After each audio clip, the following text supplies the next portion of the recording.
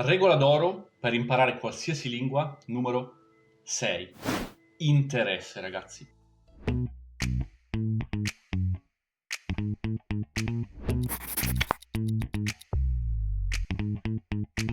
Non mi stancherò mai di ripeterlo, ragazzi. Sembra ovvio, ma è fondamentale. Dobbiamo usare materiale interessante.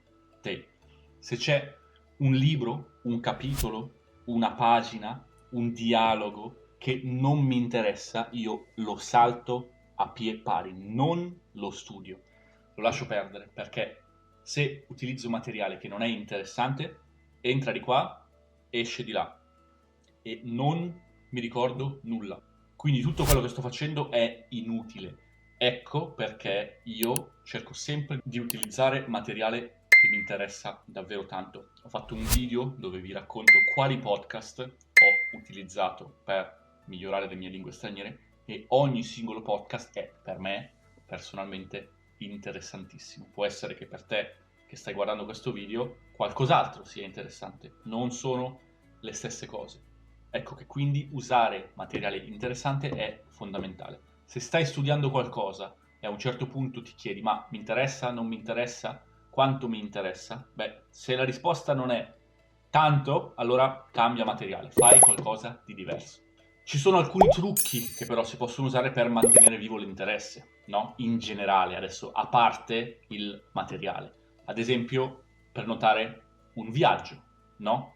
Che è molto connesso al tema della motivazione, ma anche dell'interesse, perché se prenoto un viaggio, ad esempio, per andare in Patagonia, allora automaticamente sarò interessato a sapere qualcosa di più sulla Patagonia, mi leggerò magari un libro in spagnolo sulla Patagonia, mi leggerò degli articoli online sulla Patagonia, quindi creo un interesse che prima non c'era, perché non volevo andare in Patagonia, non avevo mai pensato di leggere qualcosa riguardo la Patagonia, ecco che invece una volta che prenoto il viaggio diventa interessante capire qualcosa di più su questo argomento. La stessa roba vale per la letteratura. Se inizio a leggere un autore che prima non conoscevo, magari mi interesso, diventa interessante e voglio leggere più libri dello stesso autore, no?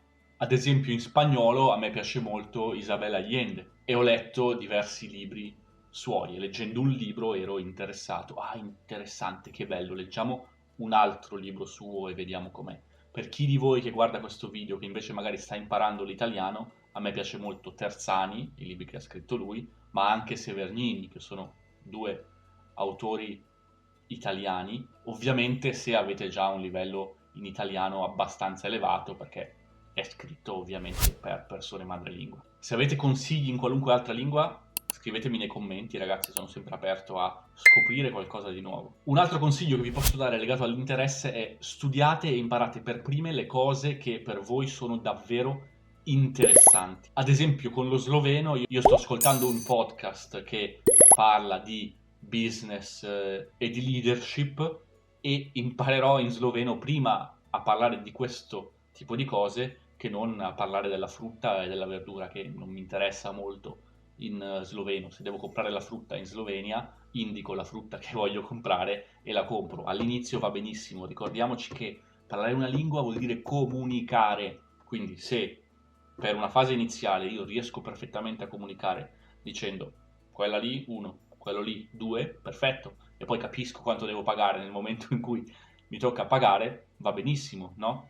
Mentre parlare di argomenti astratti è un po' più complesso, però è quello che per me è più interessante. Io non voglio parlare di banane quando parlo con qualcuno in sloveno, voglio parlare di cose che mi interessano e quindi mi sto focalizzando su quello che mi interessa.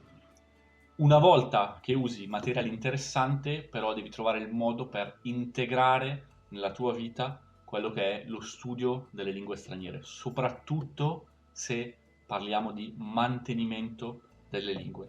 Ecco perché la regola numero 7 è l'integrazione. Dai un occhio al video e ci vediamo dall'altra parte. Ciao!